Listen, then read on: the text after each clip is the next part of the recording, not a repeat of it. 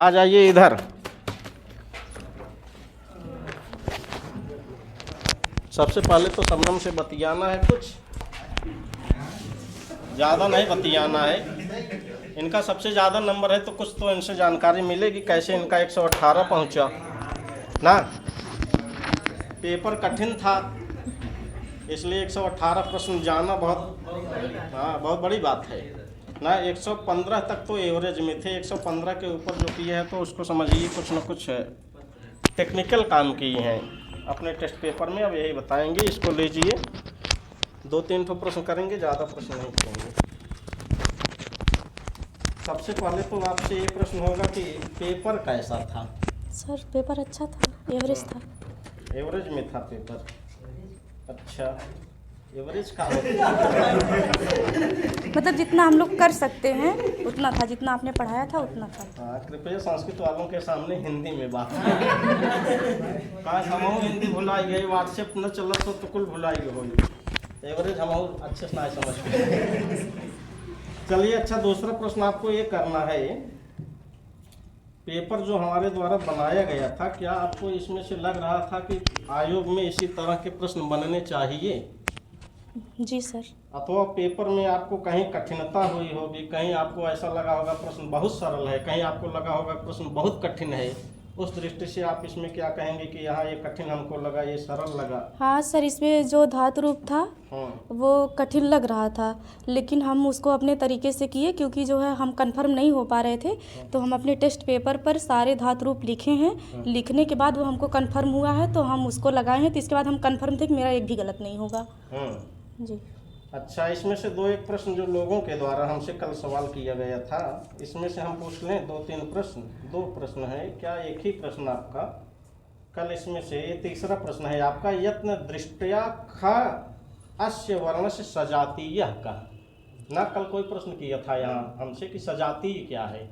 यहाँ कैसे आप समझिए सजातीय वाला प्रश्न आपका सही है कि गलत? मिलाई है जब सर ये सही है मेरा। सही है, तो इसमें कैसे आपका ये सही हुआ? ऑप्शन इसमें सा वाला सही है, डी वाला। तो कैसे आपको ये पता चला इसका सजाती ख का सजाती? सर एक बार प्रश्न देखना चाहेंगे? आप प्रश्न ले लीजिए, देखिए सजाती का मतलब क्या होता है। सर ये यत्न की दृष्टि से पूछा गया था, तो हम अपने अकॉर्डिंग बता रहे हैं कि हम ऐसे समझे थे कि जो या और माँ और जा ये तीनों आपस में सजाती हैं क्योंकि ये संवारनाद घोष हैं। हाँ, ये संवारनाद हस प्रत्याहार के अंतर्गत आते हैं।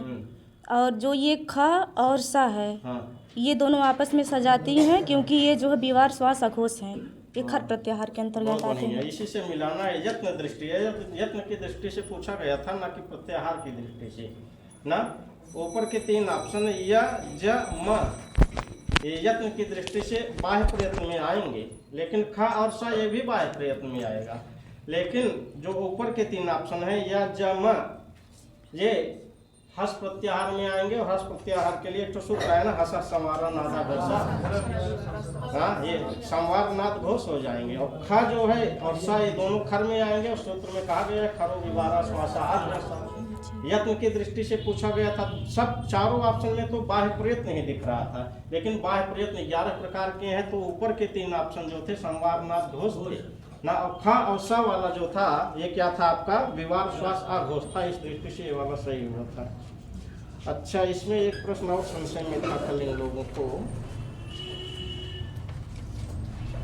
एक प्रश्न और बताइए। अच्छा, एक उत्तरांचल की सूक्ति पूछी गई थी। अच्छा, इसमें आप क्या मारी हैं? अश्वमेध यज्ञस्य अश्वस्य रक्षकः कः।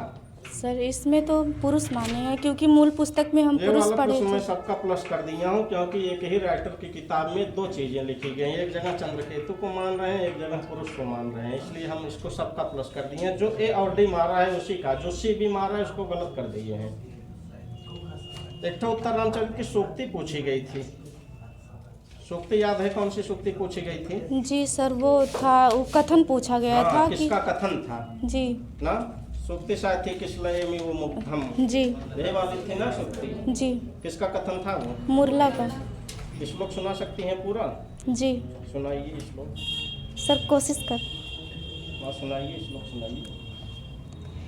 किसलयमिव मुग्धं बन्धनाद् विप्रलूनं हृदय कमल सोसी दारुणो दीर्घ शोकः ग्लपयति परिपाण्डो क्षाममस्या शरीरं सरदिजैव घर्मः केतकी गर्भपत्रम्। इसमें कौन सा छंद है? इसमें मालिनी छंद है। इसका कथन था मुरला का। इसमें अगर अलंकार पूछ लिया जाए पहली पंक्ति में किसलय मिव मुग्धम, इसमें उपमा अलंकार है। उपमा अलंकार है। और लास्ट पंक्ति इसकी क्या है? हाँ, शरद दीजिए कि वो घर्मा, यहाँ कौन सा अलंकार है? पूर्ण उपमा अलंकार इसमें भी है।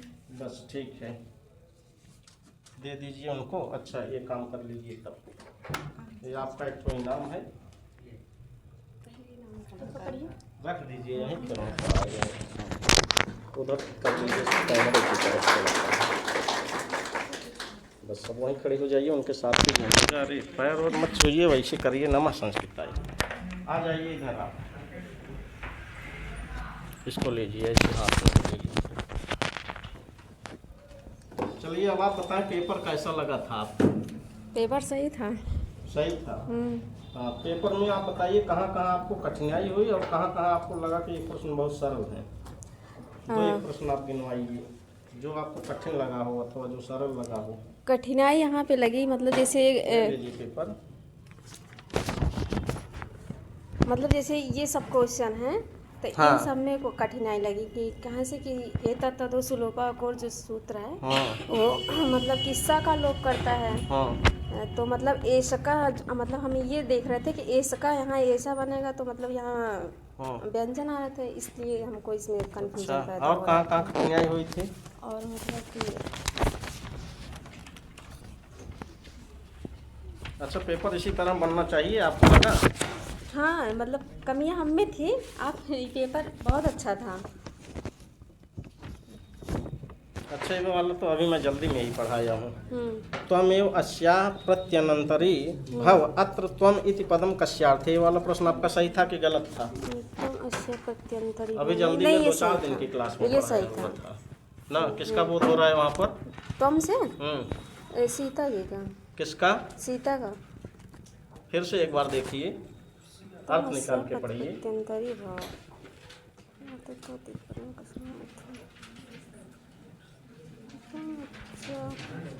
गंगा जी की बातों को यहाँ पर तमसा बता रही है। तुम उनकी मतलब सहचारणी हो, हाँ, प्रिय। मुरला से ना। त्वम एव तुम ही अस्या, इसकी इस सीता की ना। तो वहाँ त्वम पद पूछा गया है। त्वम से किसका बोध होगा? तमसा का बोध होगा ना। चलिए और इसमें इसमें हमको ये भी कंफ्यूजन अभी तक बना हुआ है। चलिए इसको हम लोग कारक के नियम में देख लेंगे। कारक जैसे समाप्त होगा हम लोग उसमें चलेंगे, रचना अनुवाद कौमुदी और में। मतलब जैसे फिर एक उसको हम आपको सप्तमी बताएं। विभक्ति का सूत्र आया था ना, कुशला करके था। तो कौन सा प्रश्न हुआ?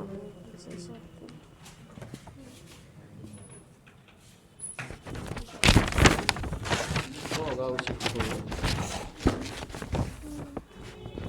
अगली बार आप लोगों को ईमानदारी से पढ़ना है। जब एक किताब वाला टेस्ट होगा उसमें तो किसी को पीछे नहीं रहना है। मान लीजिए हम लोग संपूर्ण न पढ़ पाए हों, अगर एक किताब जैसे उत्तर रामचरित चल रहा है वर्तमान में, जब उत्तर रामचरित का टेस्ट होगा उसमें तो सबको आगे रहना चाहिए।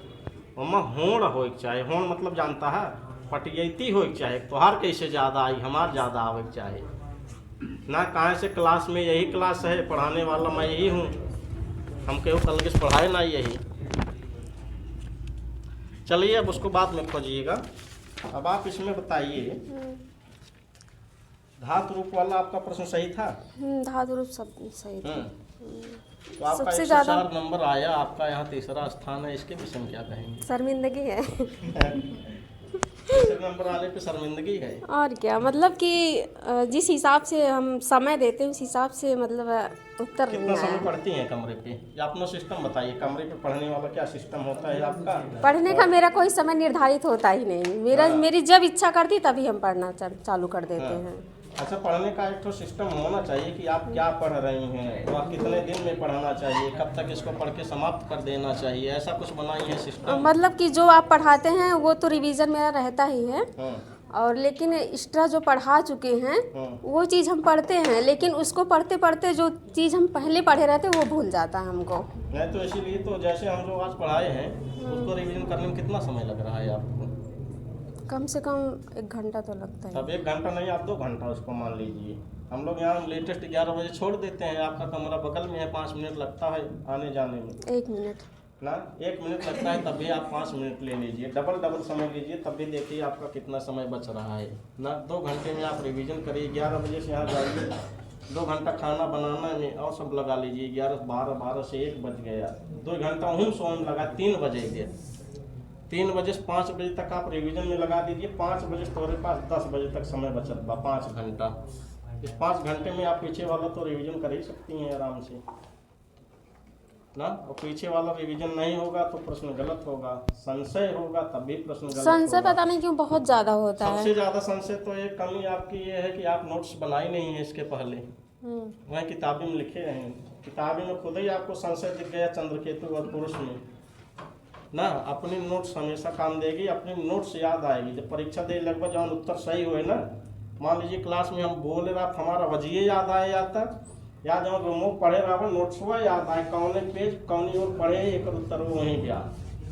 हम तो पढ़ते हैं, हमारे साथ ऐसा होता है, हम पेपर ऊपर सॉल्व करें, जब रूम में पढ़े रहे बैठ के, तुरंत प्रश्न अगर आया कि उत्तर उसका कहाँ है, इतना भले ना याद आवे, लेकिन ये याद आ जाए दाहिने पेज पर बाएं पेज पर हम कहाँ पढ़े रहे, इतना तक तो याद आता है अगर आप अच्छे से पढ़े हैं तब ना।